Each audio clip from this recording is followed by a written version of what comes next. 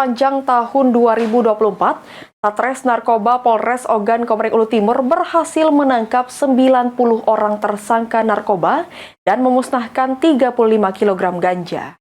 Tidak praktik, cuma nambah ini dari reskrim, dari resap. Muncul kerawanan yang muncul ya, narkoba, mabuk, dan segala macam. Bertempat di ruang Humas Kapolres Ogan Komering Ulu Timur didampingi segenap pejabat utama Polres Ogan Komering Ulu Timur menggelar rilis akhir tahun di depan awak media.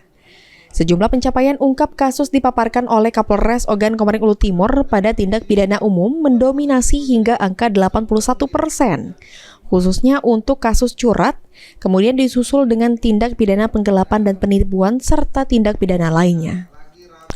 Sementara itu, pada Satuan Reserse Narkoba Polres Ogan Komering Ulu Timur sepanjang tahun 2024 berhasil amankan 90 tersangka penyalahgunaan narkoba dan memusnahkan barang bukti 35 kg ganja.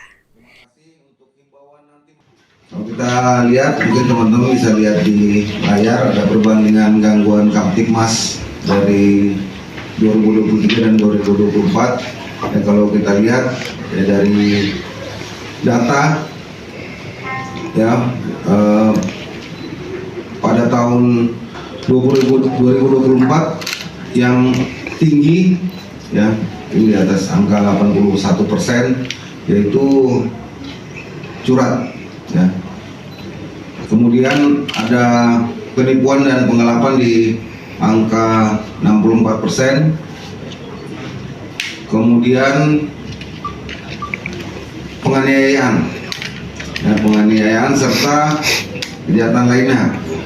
Ya, jadi kalau kita lihat dari grafik jumlah tindak pidana ini memang memiliki kenaikan.